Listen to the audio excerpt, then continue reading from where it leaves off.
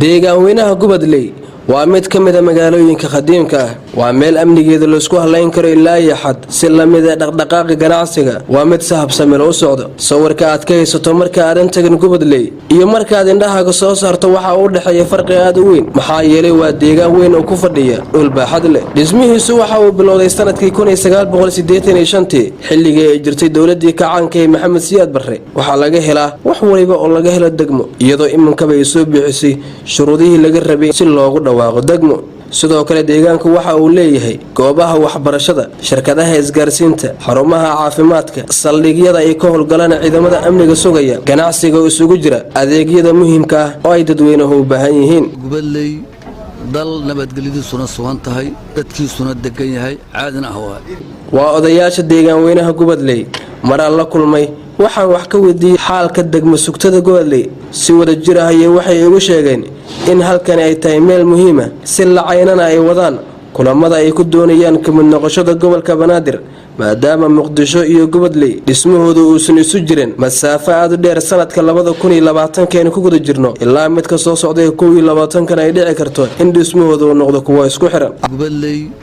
dal nabadgelyadiisuna sugan tahay dadkiisuna degan yahay caadina ah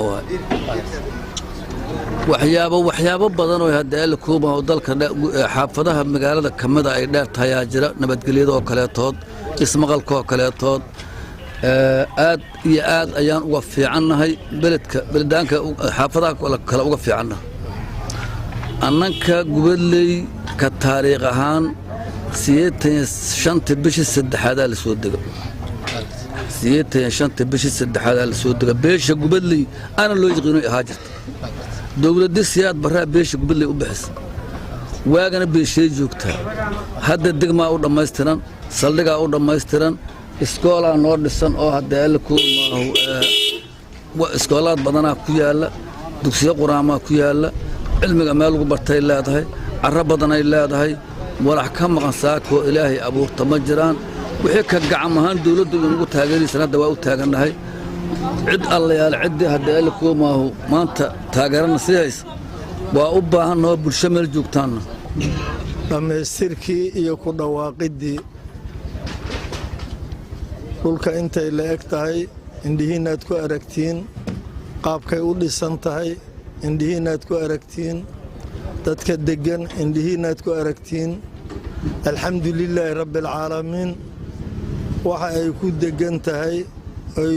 maaragtay sidaan ku taana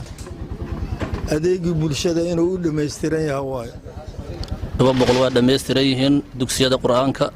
iskuulaadka waxyaabaha oo maaragtay meelaha cilmiga laga barto dhammaan waa dhameystiran yihiin laakiin hadda magaalada Muqdisho inta ka jirto oo waxbarashada naga haysanaa magaalada Muqdisho wixii ka jira Gubadley ka jira hadii lagu soo laabtay haddana dadka ku soo laabtay aniga kamid ahaa iyadoo abasiiba aan ku soo laabanay oo burburtay oo suuq lahayn oo wadooyinkooda aysan hagaagsaneyn oo aan lahayn yani waxyaabihii muxuu ahay kaabayaashii dawladda iyo wixii dhan ay wada burbureen laakiin nasiib wanaag dadka deegaanka degan ayaa dhaxda u xirtay inay deegaankooda mar kale dib u soo nooleystaan Ali Maxamuud Maxamed Jilcow waa milkiilaha ajabka Saafi Petroleum waxa uu sheegay in socodka ganacsigiisu uu yahay mid si hufan u socda gawaarida deegaanka laga leeyahay iyo sidoo kale iyo kuwa safarkana ku soo mara ay si wacan ugu adeegaan wuxuuna sidoo kale inta uu sii raaciyay inuu shaqeeyo 24 saac amniguna uu yahay mid sugan haduu Ilaahay ma insha Allah Ilaahayna waa ugu guuleeyay ma sha Allah boqolkiiba boqolna ganacsiga aad uu fiican yahay insha Allah baawurta iyo kulliyada ragga kale shidaalka ka isticmaala aadan u soo dhaweynaa ma sha Allah waxa waaye ganacsiga waa dhiirigeliyayna insha Allah waxaan u mahad celiyaa mid labaad bulsha TV oo halkan ugu soo booqatay ma sha Allah ajabkan wuxuu furan yahay 24 saac waqti allaala habeen maalin cid waqti oo xiran yahay habeerata malaha hatta 8 saac amnigu waa safe halkani waa warshad baraf waxaan kula kulmay Abshir Xasan Yalaxow oo ah ownerka ama milkiilaha warshadani waxaan weydiiyay su'aal ahayd deegaanku waa mid naacow badan cimiladiisuna way qabowdahay ganacsigaaguna waa ka shaqeynta barafka haddaba haddii ay sidaa tahay macaamiishu ma kaaga iibsadaan sida aad adigu doonaysay waxaana uu yiri halkaan waxa waaye warshad baraf waaye waxaana shaqaysaa habeen iyo maalin waxaana ku soo dhaweeyahay maanta igu soo booqday TV-ga oo bulsho maasha Allah marka waxaan rajaynaynaa insha Allah taala inay degmo wanaagsan iyo gubadley oo noo noqoto aad iyo aad ugu baahanna macaamiisha aad iyo aad away maalin waa shaqaynaa maalintii waa shaqaynaa habeenkii waa shaqaynaa dadka barafka soo doonahayaan degmada aad u balaaranta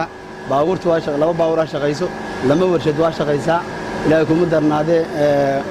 dadweynaha ninka waana caawiyaa anagana waa caawinaa ugu dambeyn maxamed amiin cabdirasaaq ahna maamulaha iskuulka Al-Nasri ayaa iiga warbixiyay xaaladda guud ee deegaanka si lamida himilada uu heegsanayo sidoo kale waxa uu mahad celiyay Cornel Sanay Cabdulla Gaab oo ah shaqsiga ugu mudan ee deegaankani ka dhigay nabadda iyo sidoo kale horumarka iminka ku nooloonayaan ilaaciisa iyo quruxdiisana ay baxayso saldhigina ay iska kaashadeen dadka deegaanka deganaa iyo waliba odayaashii iyo mas'uuliyiintii kala duwanaa ee deegaankan joogay dhammaan horta waxaan u mahad celinaa deegaanka dadka hawshan wanaagsan qabtay waan u mahad celinaa hadafka noogu weyn ee aan leenahay waxay tahay oo aan horumarka u qabsanayno in aan helno dad xuquuqda ay degmooyinka kale helayaan inaan helno oo ah in aan helno waxaan ka shaqeynaa horta waa amnigi waa caafimaadkii waa waxbarashadii boqolaal arday wax barato deegaanku way joogaan boqolaal isbitaalla way ku yaalaan warshado baraf way ku yaalaan shirkado korontooyin fara badan way ku yaalaan deegaanku dhan walba wuu ka dhisan yahay waxaan u maleynaa inuu hal meel oo maanta la leeyahay way ka dhiman tahay degmadan laga bilaabo degmada inta maalinkaas ka gaaraysan lama ansixin doono waxaan u maleynaa wax lagu dhaho inayna meesha oolin waliba degmooyinka gobolka Banaadir waxaan dheernaa siday ila tahay aniga dadkuna ay qaar og yihiin dal iyo dibadna laga og yahay amniga baahiyaha gaarka ay degmadu leedahay degmooyinka kale waxay u calaacalaan waxbarasho la'aan hayso waxaan haysto ilaahay ku madara isbitaal la'aan annaga waxa waaye baahiyo gaar horta gooni hadda aan leenahay baahida noogu weyn oo gaarka noo ah waa in aan maqalno degmada gubadley wax kale noo dhiman ma laha wixii kale oo degmo maamulka gobolka uu noo qaban lahaa annaga qabsan isbitaaladii annaga dhisanay isbitaaladii iskuulaadkii annaga dhisanay hadda halka aan kala hadlaa waa saldhigii weynaa ee deegaanka dadka deegaanka joogan ay dhisteen waliba hadda saacadan aan kula hadlayno oo shaqeynaayo oo dadkii deegaanka deganaa wixii qas wada iyo wixii dib wadana lagu kala sooco dhammaan dadka deegaankan ku sugan qof walba naflay ah oo joogto waxay u mahad celiyaan amnigan quruxda badan qofka ugu horeeyay gacantiisi wax walba waxay leeyihiin sabab likulli shay'in laha sabab wax kasta sabab ay leeyihiin sababta ugu weynna waxay tahay korneelka la yiraahdo Sanay Cabdulla Gaab waa nin daayar dhalinyarnimo hadii la yiraahdo waa nin daayar hadii la fiirsho laakiin horumarka uu qabtay oo deegaanka uu qabtay ma aha midaan soo koobi karno waxaan rajaynaynaa insha Allah annagoo daba taagan horumarka uu bilaabayna ka shaqeynayno in amba horumarka aan u baahannahay ee naga dhiman aan gaari doono laakiin waxaan aaminsanahay in aan ka hari doonin horumarka uu noo bilaabayna aan ka shaqeynayno dhammaan asaga kaligiis waxa waa far kaligeedna fool ma dhaqdee laakiin asaga horumarkii noo bilaabay amnigii noo bilaabay Sanay Cabdulla Gaab meel walba joogo waxaan leenahay Cornel waxa tahay